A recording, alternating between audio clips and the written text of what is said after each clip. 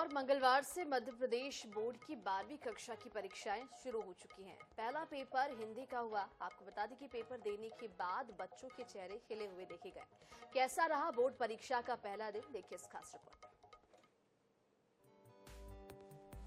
मध्य प्रदेश में बोर्ड की परीक्षाएं मंगलवार से शुरू हो गई हैं।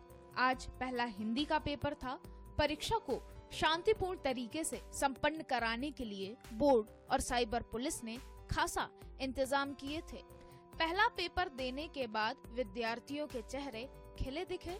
दूसरी ओर इस बार पेपर लीक के मामलों को लेकर बच्चों का क्या कहना है, आइए आपको सुनाते हैं।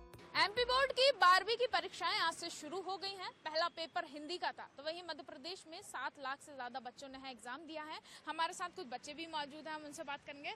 कैसा गया आपका आज का पेपर? मेरा पेपर अच्छा गया। हाँ, इजी था कि टफ था? इजी था। आपका पेपर कैसा गया? पेपर अच्छा गया।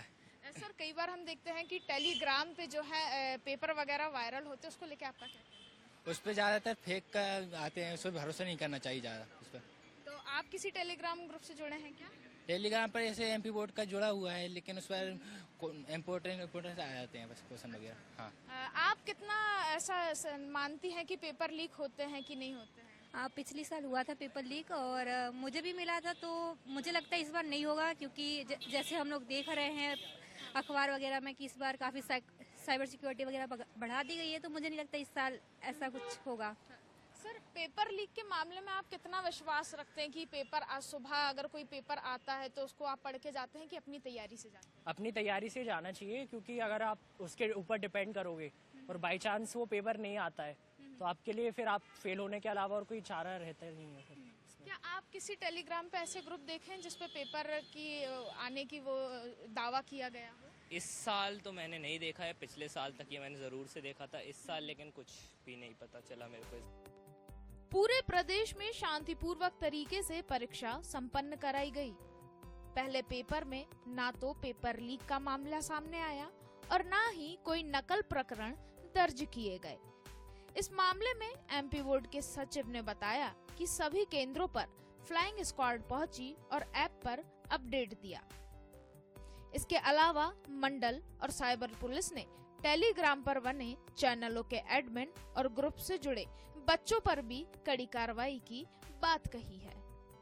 अभी तक किसी भी केंद्र से किसी भी अनियमितता या किसी भी प्रकार की समस्या की जानकारी नहीं आई। बच्चों से और अभिभावकों से अपील है कि वो इस तरह के ग्रुप्स के झांसे में बिल्कुल ना आए, क्योंकि ये अपराधी तो इन पर अपराध पंजीबद्ध होकर के कार्रवाई होगी, लेकिन उस ग्रुप में शामिल होने के नाते पेरेंट्स या बच्चे भी सह अपराधी बन सकते हैं। पिछली बार की तुलना इस बार फेक या नकली पेपर को लेकर विद्यार्थियों में भी जागरूकता देखने को मिली है। इस बार बच्चों ने ठगों के खिलाफ बोर्ड और साइबर पुलिस में शिकायत दर्ज कराई है, जिसके बाद आने वाले समय में और भी गिरफ्तारियां देखने को मिलेंगी। एमपी बोर्ड की 12वीं की परीक्षाएं आज से शुरू हो गई हैं, तो वहीं 10वीं की 27 फरवरी से शुरू होने जा रही हैं, जिसको लेके कहीं ना कहीं बोर्ड और साइबर पुलिस दोनों अलर्ट मोड पर नजर आई। आज पहला हिंदी का पेपर था। पेपर लीक का कोई मामला सामने नहीं आया। वहीं पूरे मध्य प्रदेश से नकल के भी प्रकरण सामने नहीं आए हैं।